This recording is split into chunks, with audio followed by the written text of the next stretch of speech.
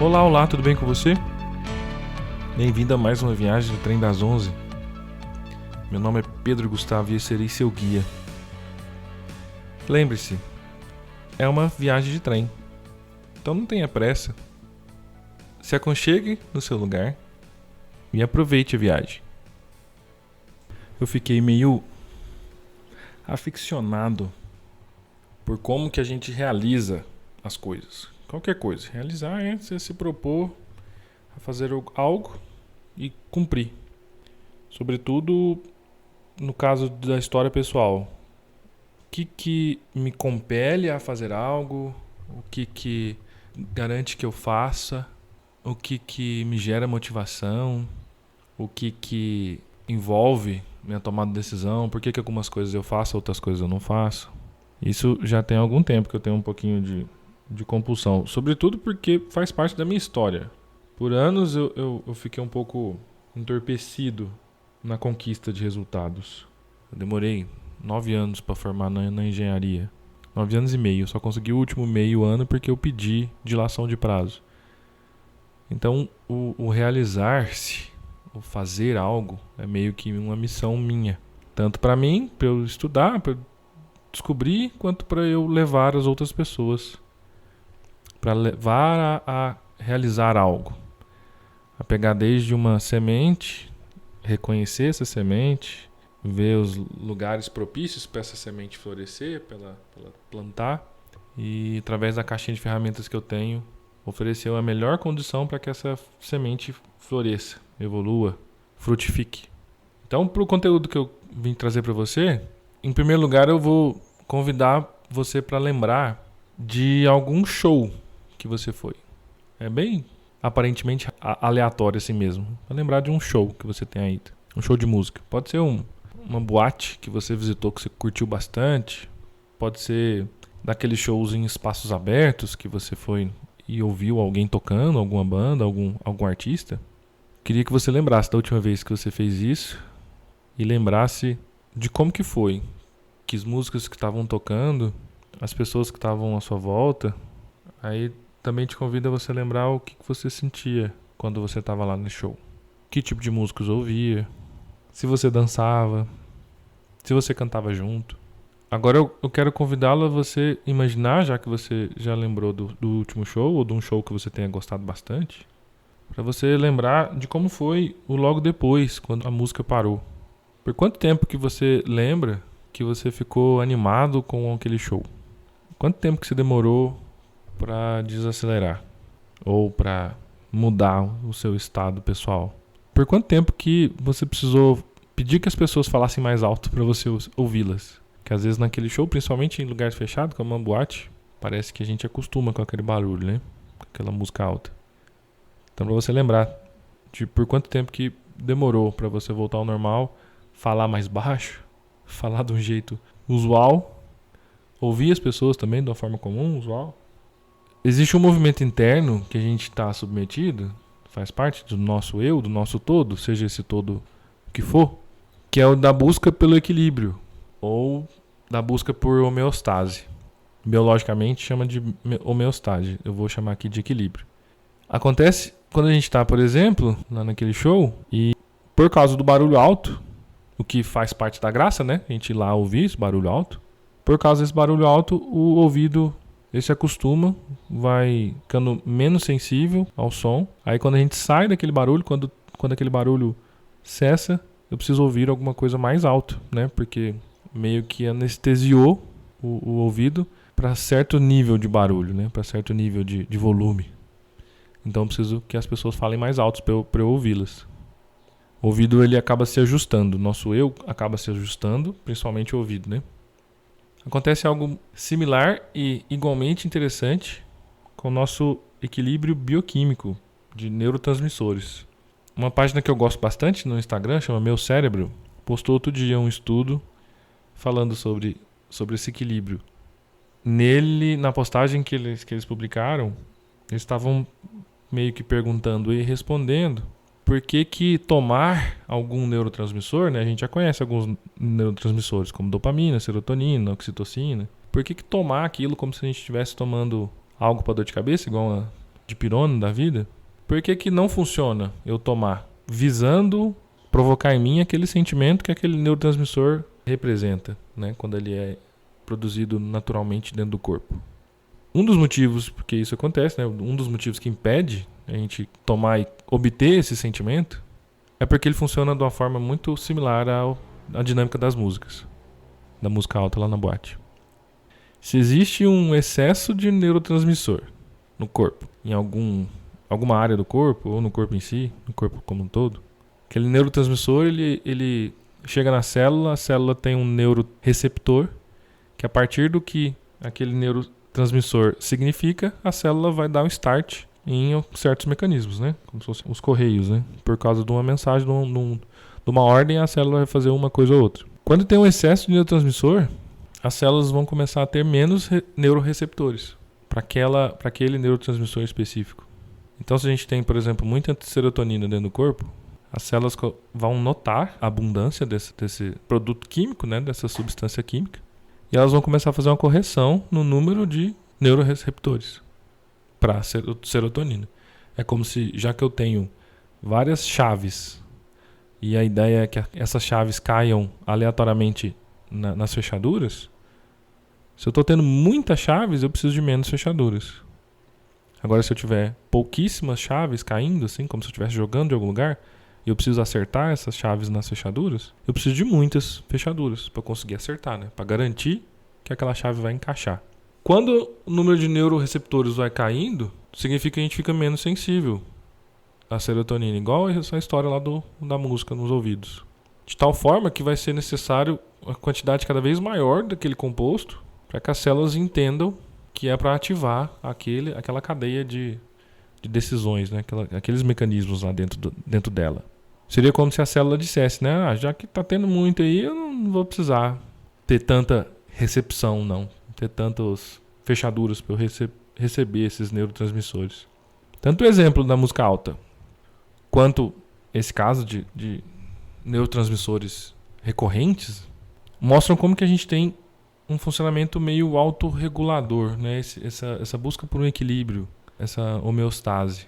É como se nosso todo, o nosso eu, nossa alma, entrasse num estado diferente. Ele está de um jeito, a gente recebe os estímulos, a gente entra em outro estado e estabiliza naquele estado.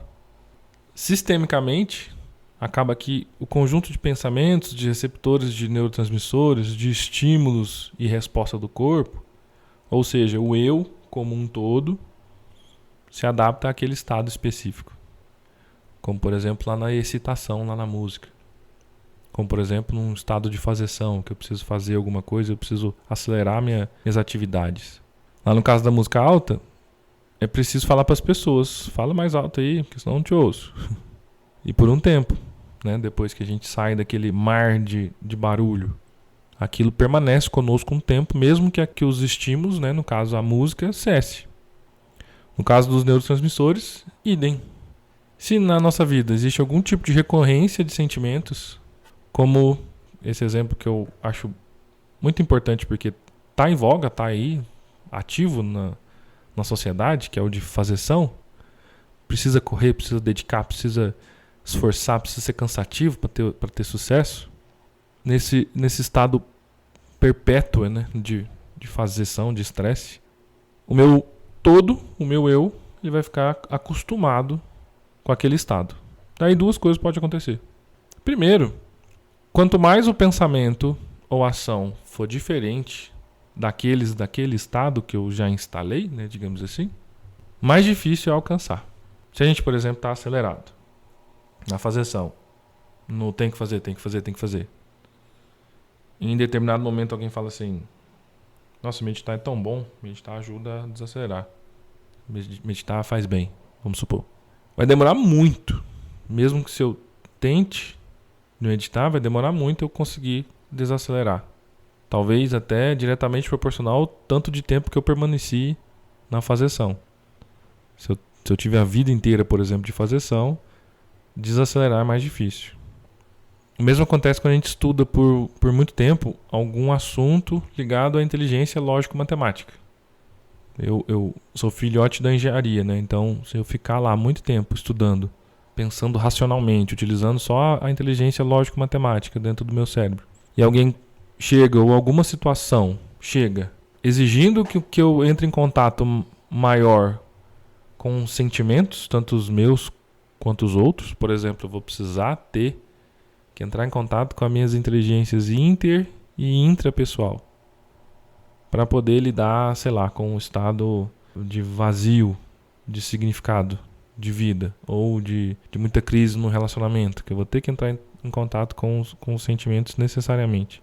Então, se eu estou lá muito imerso na inteligência lógico-matemática, vai ser muito difícil eu sair daquilo e começar a entrar na parte de sentimentos.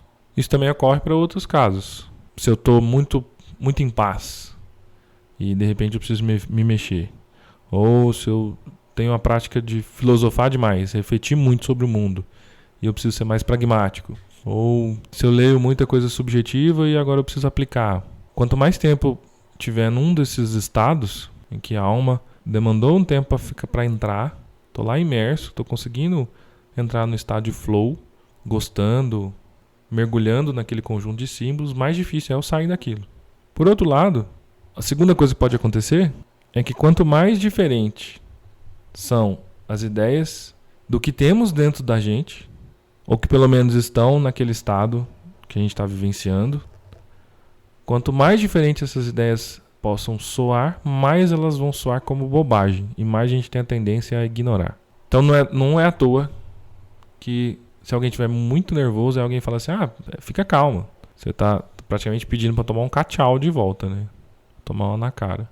Além da pessoa se sentir invalidada, de não estar sendo vista, a gente soa como se estivesse caçoando da capacidade dela, né? Porque não é só ficar calmo. Existe toda uma inércia, existe todo um movimento que várias partes do eu fizeram para chegar naquilo. Então não é simplesmente pensar, fique em paz, que vai dar para chegar a ficar em paz.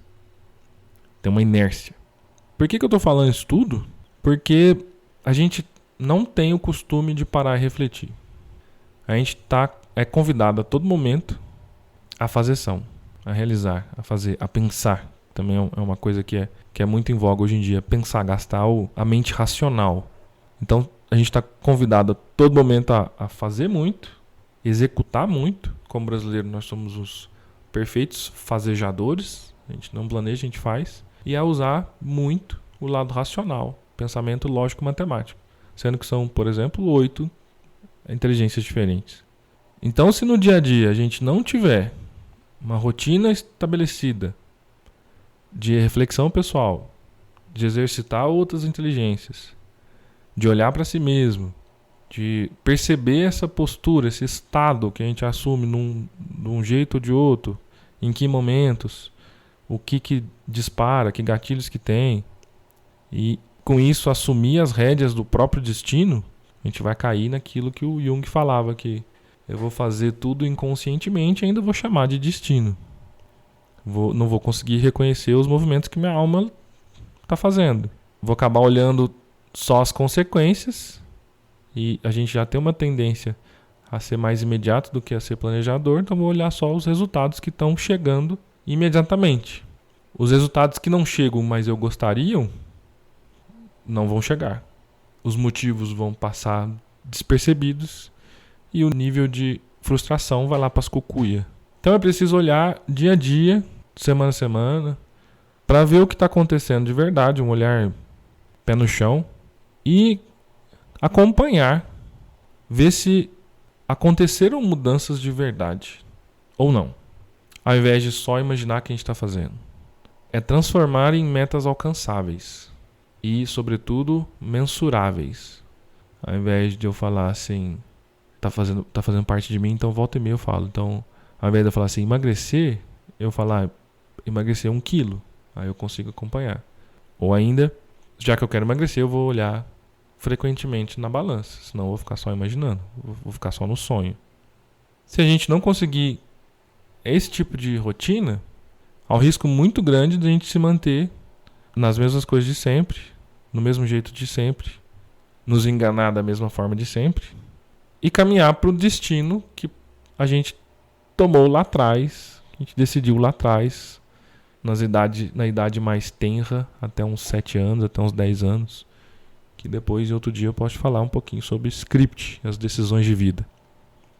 Esse auto-engano inconsciente, ou seja, essa falta de percepção dos movimentos inconscientes que essa estabilidade ela provoca, ela tenta provocar, né? Ela faz com que a gente tenha, é o que mais faz a gente perder potência para realizar sonhos, é o que mais atrapalha para a gente ter uma vida plena, ter uma vida feliz, realizada e produtiva.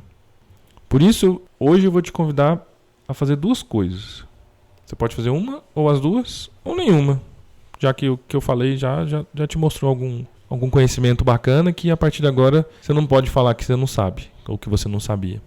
A primeira é você estipular uma rotina e concretizá-la. Pôr em prática uma rotina de rever os seus resultados e seus pensamentos. E a melhor forma que tem para fazer isso é através de diário. Você fazer escritas diárias, ou dia sim, dia não, ou independente do ritmo, o importante é fazer. Formatos de como fazer tem para todo lado. Se você jogar no Google, bullet journal, ou diários, o que escrever num diário, vai achar demais. Tem muitos formatos. E além disso, além de você escrever, você ter uma prática de rever. Então, por exemplo, você pode rever depois de uma semana. Passar o olho nas coisas que você foi escrevendo, refletir sobre o que você estipulou e alcançou e sobre o que você estipulou e não alcançou. Se você, por exemplo, tiver uma prática de desabafar no diário, que é muito legal, você, depois de um tempo, rever. Essa reflexão gera insights riquíssimos. Eu tenho essa prática, volta e meia eu revejo coisas que aconteceu há muito tempo, há meses. É muito interessante ver a diferença daqueles meses para hoje, o que mudou, o que não mudou. E a partir disso dá para captar um pouco melhor as tendências da alma. É como se a gente usasse um drone e olhasse bem do alto para ver o que nos compõe, né? O que compõe nossa vida. E olhando lá do alto dá para ver para onde eu estou indo, né? Quais as direções que eu tomei e estou indo e alcançando. O que às vezes não dá para fazer quando está muito na faseção específica, local, segundo a segundo, que é o que a gente está convidado a fazer todo dia. Existem algumas reflexões bacanas para fazer sobre isso. Por exemplo, você bate o olho lá e pensa, o que eu queria de verdade ao fazer isso? Qual que era a intenção por trás do que eu fiz? Quando eu escrevi isso aqui, que tipo de coisa que eu esperava que isso fosse? O que eu estava imaginando no dia? Se nessa época isso aqui não funcionou, como é que a partir de agora eu poderia... O que eu poderia fazer para mudar e tentar diferente, né? Fazer outra coisa mantendo o objetivo em mente. Ou seja, pensar em reflexões que facilitem o trabalho de você descobrir de onde vêm os pensamentos, o que tem por trás dos pensamentos, de sondar o que você pressupõe automaticamente, quais as crenças, como que você chegou nas conclusões que você chegou. Isso é um belíssimo remédio contra os vieses que a gente pode ter ou cair. Você sabe o que é um viés?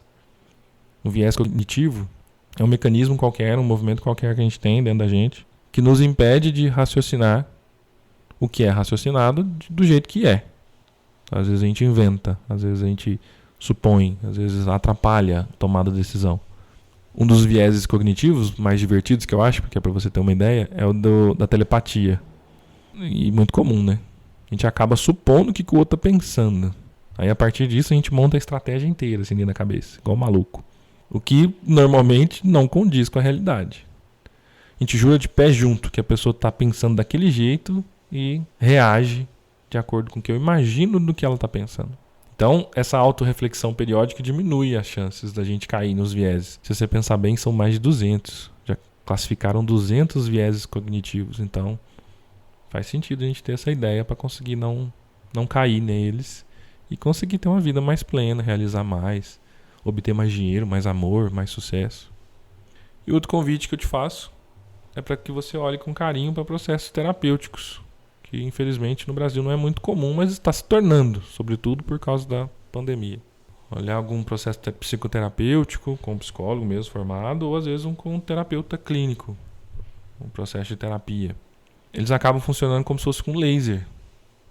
e oferece essa visão de fora para que você pegue essas ideias que você teve, as histórias que você conta para si há alguns meses ou alguns anos, e com técnica, né, com conhecimento, dividi-las, investigá-las, olhar com amor, olhar com calma, para ver até que ponto faz sentido ou não, até que ponto corresponde com a realidade ou não, se existe padrão no que você está repetindo, que às vezes não vê lá fechadinho, lá no fazeção do dia a dia, mas que se você olhar por cima, existe algum tipo de padrão, ou se existe algum fracasso repetitivo, algum destino familiar emaranhado com o seu.